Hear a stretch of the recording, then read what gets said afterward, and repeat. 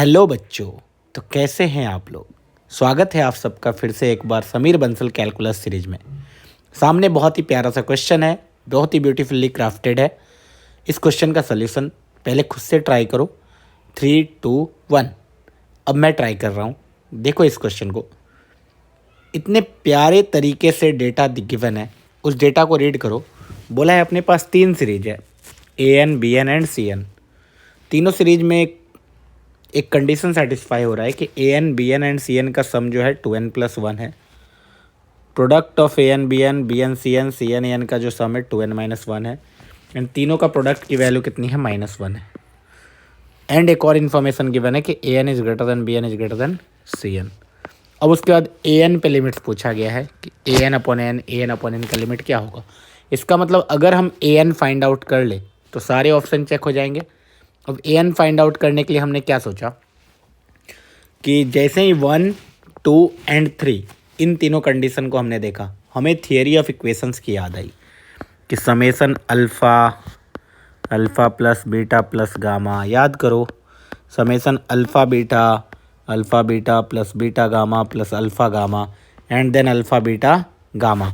अगर 3 रूट हो किसी क्यूबिक इक्वेशन का तो वो क्यूबिक इक्वेशन कैसा लिखा जाता है, x³ minus summation alpha into x square plus summation alpha beta into x minus summation alpha beta gamma which is same as alpha beta gamma is equal to 0। किसी भी cubic equation को हम ऐसा लिख सकते हैं उनके रूट्स के टर्म में। तो मैंने जब 1, 2, 3 देखा ना, तो मुझे इस चीज़ से यही डायरेक्टली फील आ गई कि भाई ये तो कुछ ऐसा ही लिखा हुआ है। दिस मीन्स अपने पास एक इक्वेशन रहा होगा x³ minus 2n+1 x square plus 2n-1 into x minus -1 which is +1 is equal to 0।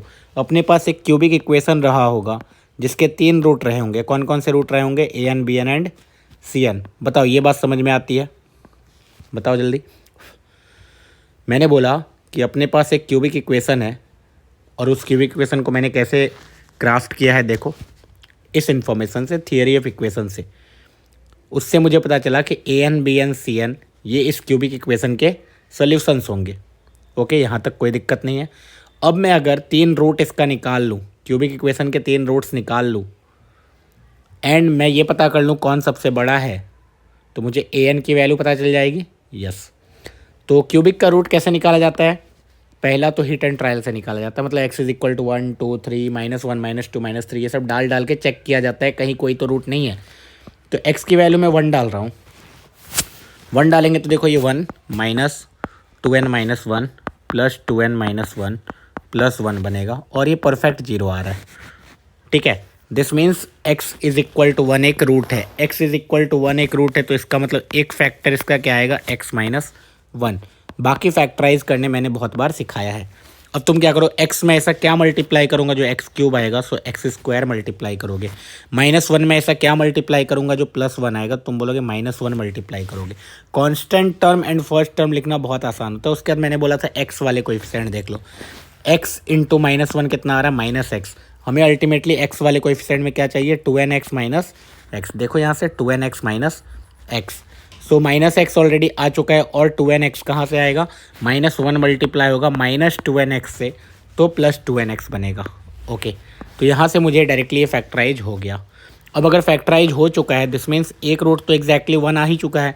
दूसरे बाकी दो रूट्स इस क्वाड्रेटिक के रूट्स होंगे। इस क्वाड्रेटिक के रूट्स निकाल लो, -b plus minus √b² -4ac divided by 2a। तो यहाँ से देखो x की वैल्यू आ रही है 2n, 4 कॉमन निकाल लूँगा तो 2 बाहर आ जाएगा, रूट के अंदर बचेगा n² + 1 और नीचे भी एक 2 है, 2 से हर जगह काट दो। इसका मतलब 3 रूट्स आया अपने पास। एक रूट आया 1, एक रूट आया n माइनस √n² + 1, एक रूट आया n प्लस √n² + 1। अब देखो n जो भी ऑप्शन है ना उसमें n टेंडिंग टुवर्ड्स इन्फिनिटी है, तो हमें क्लियरली दिख रहा है कि सबसे बड़ा ये वाला रूट है। n प्लस पॉजिटिव नंबर में कुछ n² + 1 ऐड हो रहा है तो ये 1 से बड़ा है एंड ये तो 1 से छोटा है। मतलब सबसे छोटा पूछता तो ये, मतलब CN ये है, BN ये है और AN ये है। तो AN BN CN किसी के बारे में भी कुछ भी पूछता तो हम आंसर तो बता ही देते। अब उन्होंने सिर्फ AN के बारे में पूछा है, वो AN में इंटरेस्टेड है। तो सबसे पहला AN/N का लिमिट पूछा है, एक बार इन्फिनिटी पे एक बार माइनस इन्फिनिटी पे, निकाल लेते हैं। Limit n tending towards infinity AN/N will be same age limit n tending towards infinity. AN की जगह मैं क्या डाल दूंगा बताओ बच्चों, n² + 1 + n, और नीचे n है। तुम्हें दिख रहा है ये इन्फिनिटी बाय इन्फिनिटी है, क्या करना चाहिए, n जो है ना उसका डोमिनेटिंग टर्म है तो n से डिवाइड कर देंगे। इस टाइप के इन्फिनिटी बाय इन्फिनिटी वाले क्वेश्चन हम लोग इनफाइनाइट टाइम अप कर चुके हैं।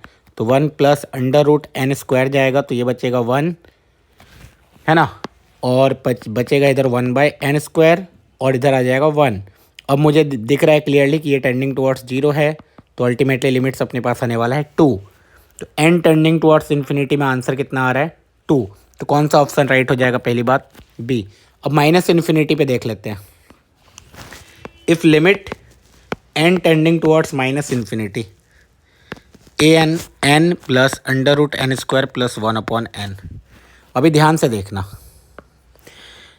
पहले केस में ना n इन्फिनिटी को जा रहा था, इसमें देखो हाँ ये बहुत इंपॉर्टेंट हो जाएगा तुम्हारे लिए, क्योंकि यहाँ पे बहुत सारे बच्चे मिस्टेक करते हैं, बोलते हैं माइनस इन्फिनिटी जाए इन्फिनिटी जाए दोनों में आंसर 2 आना चाहिए। नहीं, फर्स्ट केस में since n was approaching towards a positive number, तो रूट से बाहर हमने निकाला n² कॉमन लेके, तो डायरेक्टली n बाहर लिख दिया।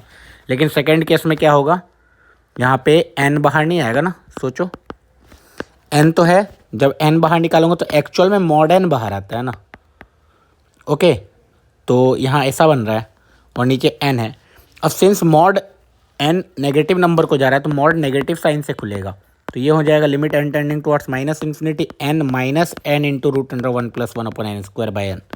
ये चीज़ इंपॉर्टेंट है, ये चीज़ तुम्हें समझना है, ठीक है, क्योंकि रूट के बाहर कोई भी चीज़ निकालते हैं ना तो मॉड से बाहर निकलता है। सिंस ऊपर वाले में हमने ये चीज़ को इग्नोर कर दिया था क्योंकि वो पॉजिटिव था ना, यहाँ तो अब नेगेटिव है, तो कैन यू सी n काटेंगे तो यहाँ बचेगा 1 - 1 + 1/n², limit n tending towards minus infinity. अब ये 0 को जा रहा है, तो ये 1 - 1 एक्चुअल में 0 को जा रहा है लिमिट, तो limit is tending towards 0 not equal to 2। तो बी एंड सी ऑप्शन अपना राइट हो जाएगा। आई होप तुम्हें इस क्वेश्चन को करने में मज़ा आया होगा एंड कुछ चीज़ें सीखने मिले होगी, जैसे कि क्यूबिक सोच लिया हमने, थ्योरी ऑफ इक्वेशन सोच लिया। थ्योरी ऑफ इक्वेशन सोचने के बाद ये टेंडिंग टुवर्ड्स माइनस इन्फिनिटी वाला फिर से तुम्हें फंसा सकता है, हो सकता है तुम्हें AN आ जाए फिर भी तुम गलत करके बैठ जाओ, तो ये भी नहीं समझ तुम्हें सीखना है, ठीक है। √x² कभी तुम लिखो ना तो x कभी मत लिखना, याद रहे ये चीज़, √x² हमेशा मॉड x होता है। सिंस अगर हमें पता हो पहले से कि x पॉजिटिव है तो हम इसको डायरेक्टली x लिख देते हैं, लेकिन इफ़ x इज़ नेगेटिव तो उसको हम -x लिखेंगे, ठीक है। चलो, होप तुम्हें मज़ा आया होगा, और यहाँ तक अगर पहुँच चुके हो तो वीडियो को लाइक कर दो, दोस्तों के साथ शेयर कर दो एंड चैनल को सब्सक्राइब करके जाना। तो चलो मिलते हैं अगले वीडियो में फिर से एक खतरनाक क्वेश्चन के